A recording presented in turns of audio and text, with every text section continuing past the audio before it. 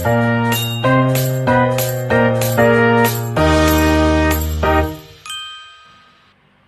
shalom semuanya. Apa kabar? Di sini saya berdoa dengan keadaan sehat dan baik. Mari kita bersama-sama menundukkan kepala kita dan berdoa. Terima kasih Bapak, terima kasih Yesus buat berkat-Mu pada hari ini sehingga kami bisa berkumpul dan mendengarkan sedikit dari firman-Mu. Tuhan, seperti orang sakit di tepi danau Bethesda, kami juga sering merasa lemah dan terbatas, tetapi kami percaya bahwa Tuhan adalah sumber pengalihan dan pengharapan. Di sini juga kami membuka hati dan pikiran kami. Hanya nama-Mu terpuji Yesus dan selamanya. Amin. Hari ini kita mempelajari renungan dengan tema perubahan karakter yang diambil dari Yohanes 5 ayat 5 sampai 7. Yohanes 5 ayat 5 sampai 7. Di situ ada Di situ ada orang yang lemah yang sudah 38 tahun lamanya sakit. Ketika Yesus melihat orang itu terbaring di situ, dan karena ia tahu bahwa ia telah lama dalam keadaan itu, berkatalah ia kepadanya, "Maukah engkau sembuh?" Jawab orang sakit itu kepadanya, "Tuhan, tidak ada orang yang menurunkan aku ke dalam kolam itu. Apabila airnya mulai goncang dan sementara aku menuju kolam itu, orang sudah turun mendahului aku." Semestinya mukjizat adalah orang yang lumrah dialami oleh orang Kristen. Apabila kita tidak pernah mengalami mukjizat, entah itu kesembuhan, entah itu pemulihan, hubungan keluarga, ataupun apapun di dalam saudara, kemungkinan besar ada kesalahan, sebab kita punya Allah yang luar biasa, penuh dengan kasih karunia, penuh dengan kebaikan, penuh dengan hal yang baik. Jika kita membaca ayat yang di atas, kita mungkin hanya fokus kepada kesembuhan bagi yang sakit, tetapi ada beberapa hal yang Tuhan sampaikan melalui kisah ini.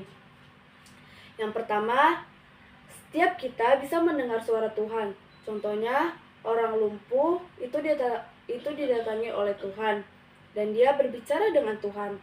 Mendengar suara Tuhan bukan suatu hal yang menurut saya hal aneh, karena seharusnya setiap orang Kristen dapat mendengar suara Bapanya yang di sorga. Bahkan, orang yang sakit lumpuh pun sekalipun tidak punya pengharapan masa depan, juga mendengar suara Tuhan. Jadi, jangan pernah ngomong, hanya hamba Tuhan yang besar saja bisa mendengarkan suara Tuhan.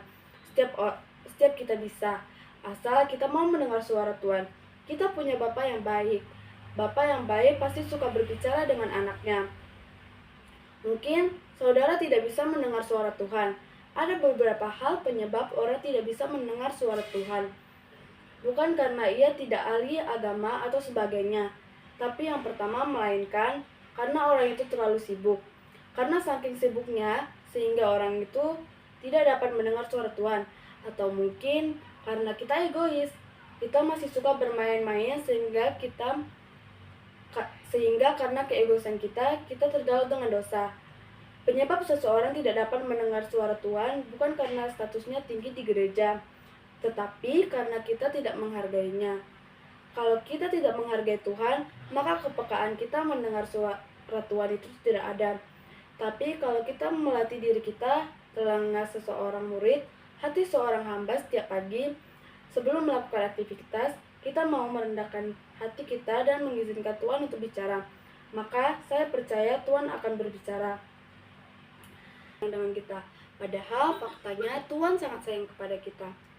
Kalau hari ini saudara belum mengalami pemulihan atau berkat, bukan karena Tuhan menundanya, melainkan Ia mengadakannya perubahan serta pemulihan dari dalam diri kita.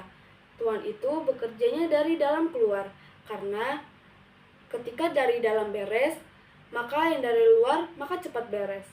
Saudaraku yang kukasihi, dalam Yohanes 5 ayat 5-7, kita belajar tentang seorang yang sakit sudah lama dan merasa tidak ada yang menolongnya. Ia lemah, terbatas, dan hampir putus asa. Namun, Yesus datang dan memperhatikannya. Ia mengajarkan kita bahwa Tuhan peduli pada setiap keadaan kita. Walaupun kita merasa lemah, gagal, atau sulit berubah, Tuhan tidak pernah meninggalkan kita. Amin. Tuhan Yesus memberkati.